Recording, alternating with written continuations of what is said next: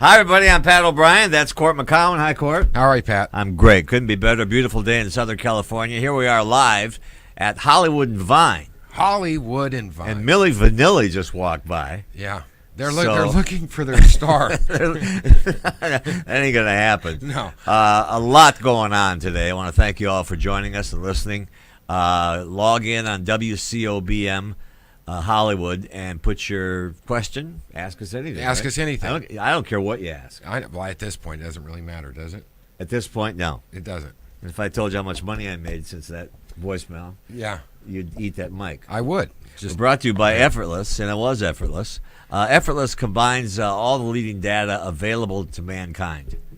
I mean, they go back to the medieval ages. Yeah. Wow. And they'll take your information from your business or your business and put it up on the cloud. What is the cloud? Well, the cloud is actually we have this every week. Yeah, it's a bunch of little guys in a warehouse somewhere in Colorado or Idaho. Bunch of little people pounding. Yeah, they're just pounding things. They're building little iPhones in there. Anyway, they'll put it up on the cloud and they will organize it, and it's encrypted and it's safe. And I talked to Ben Gayhart last week, and he said business is great. People are responding to this, what we do here. So they're ready. I don't know why I hold this up all the time. I don't know either, but not one person can see it. Yeah, it's okay. It's all right. Okay. Yeah, it's okay. A big week in sports. The Golden State Warriors going for win number 73, which would beat the Chicago Bulls record. That's huge. And that's huge. So huge that ESPN took Kobe's last game tomorrow night off of ESPN to put the Warriors game on. Well, I mean, let's be honest. I mean, they moved Kobe's game to ESPN too. On one hand, I understand that it is Kobe's last game. He is an unbelievable player, but watching him and his high school team play their last game of the season, they suck. The Lakers suck. Well, I think they do, but they're terrible. I have 6 season tickets that I paid for, by the way, and but you can't sell them because you can't get. Well, I can get them back, but. It's not Jordan leaving, but Kobe is one of the top 5 players in the NBA. Absolutely. No question about how great he was, and they'll say goodbye to him tomorrow night. And the Stanley Cup playoffs begin Thursday. By the way, no Canadian team. Not one. Not one. Cup. No. They must be going, No. Eh? Well, it's crazy because you have it started out, the Habs, the Canadians started out the best team in the NHL. Right. I mean, if you look at statistically, the Canadians were unbelievable. They lost Price. They lost their goalie, one of the greatest goalies in the NHL. And since December, they are the worst team in the NHL. When the when Trudeau was here, Obama at the White House lawn gave him shit about it. Saying, I hope so. By the way, they the suck. Stanley Cup stays here. Yeah. And probably the Rangers or the Blackhawks will repeat this year. No. I sent you this, and we'll get into all that later. I sent you this text from Don, it's Twitter. And it's about the Masters. And it reads like this. By the way, Court has caddied for some of the greats. He's a great golfer himself, even though I beat him 2 weeks ago. And he knows the game. He knows the caddy's position. He knows the player's position. And I'll let him analyze this. But here's the tweet. Birdie, birdie, birdie, birdie, bogey, bogey, quadruple bogey, and then collapse. Well, what happened to Jordan Spieth? Jordan Spieth, the biggest collapse. This is the thing, not the biggest collapse ever, because you could go back to 1996 with Greg Norman. He went into the final round of the Masters with a 6-shot lead at the beginning of the day. Jordan Spieth had a 2-shot lead. Or 1-shot lead going into the final round of the Masters. Right. And, and he's Jordan Spieth. And he's Jordan Spieth. He won the year before. He's already got a green jacket. McIlroy was already gone, right? McIlroy was basically not playing well. Yeah. And you had a guy go into the 12th hole, Amen Corner, the 12th hole with Wait, let me just interrupt you. Speaking of Amen Corner, Yeah. Dr. Daniel Amen is going to join us in the next segment.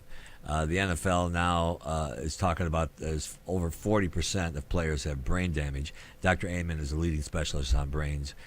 He's looked at my brain. Yeah, and that's I'm got to sorry be to scary. interrupt you. So But Amen no, Corner. but talking about brain damage, that's a perfect thing because what happened to Spieth was he birdied 7, 8, 9, so he had a 6-shot lead going into, or 5-shot, whatever it was. He had a huge lead going to the 10th hole, going to the back 9. So for you non-golfers, a birdie's 1 under par. 1 under par. And then he goes to the 10th hole. Par. Yeah. He goes to the 10th hole, makes a bogey. No big deal. He goes to the 11th hole. It's the toughest hole on the golf course playing that day. He makes another bogey. Not the worst thing that can happen. You can get out of that. And then he goes Jordan to Spieth. Yeah, he goes to the 12th hole, 156-yard par 3, and he fades it into the water. Now his caddy, Michael Geller, great caddy. They have a great relationship, and and then they go to drop. You can drop anywhere you want.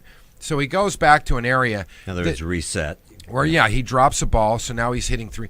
He chunks it, and I mean chunks it into the water. And I'm watching this Wedge. He had a little 60-degree wedge. He had a 91 yards, and he chunks it in the water. And that was the biggest brain fart of all time. And he makes a quad. He makes a 7 on a par 3, and basically he started out with a 3-shot 6-shot lead going to the back 9. He's 3 behind after that hole. It is absolutely one of the worst things ever.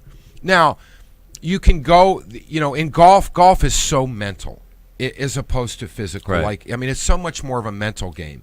And he went into this thing, and you got to go back to, like Greg Norman, 1996.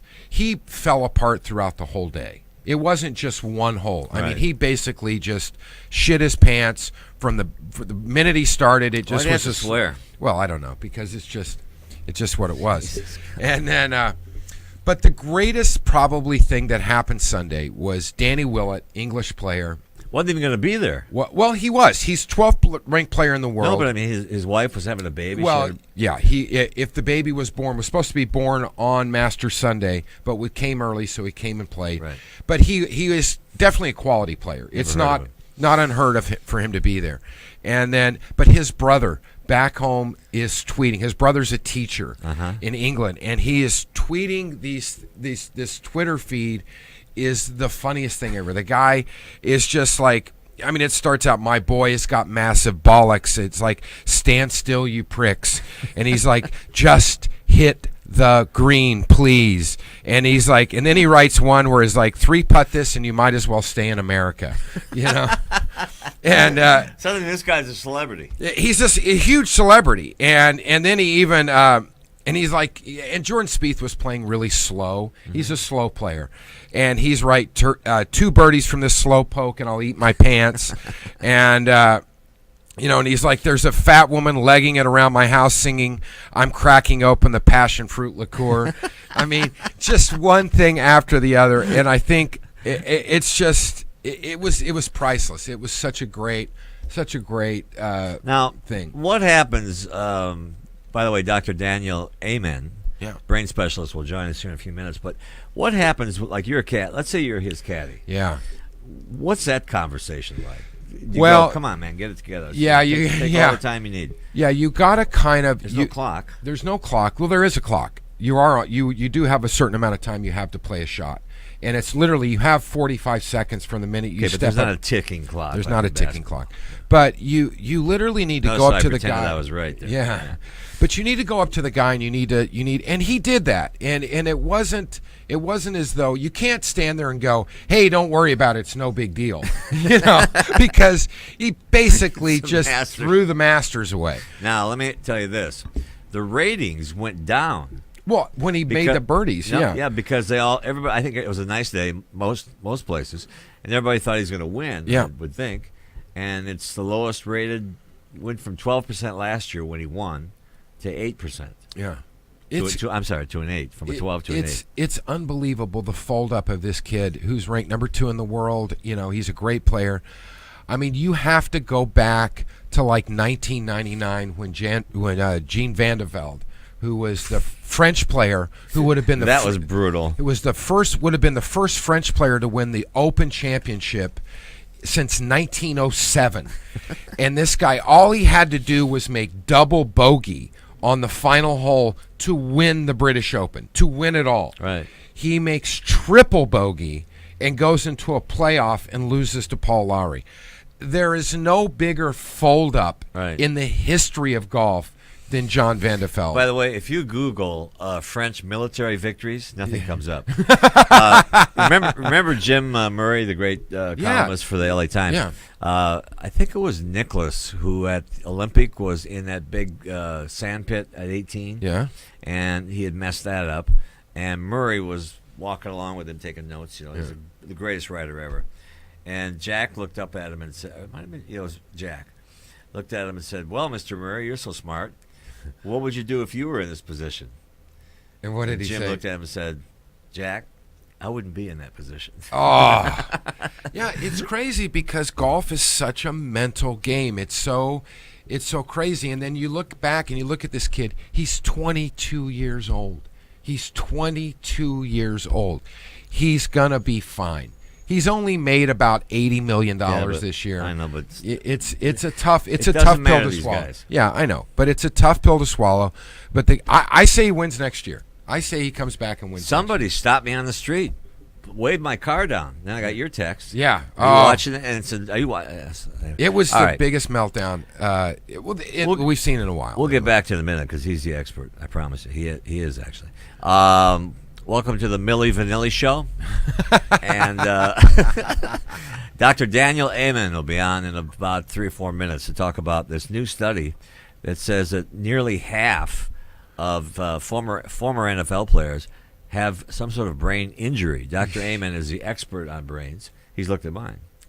And I want to find out what's in there. You can ask him. He'll be here in a minute. Some big dark spots. Stick around. Everything all the time.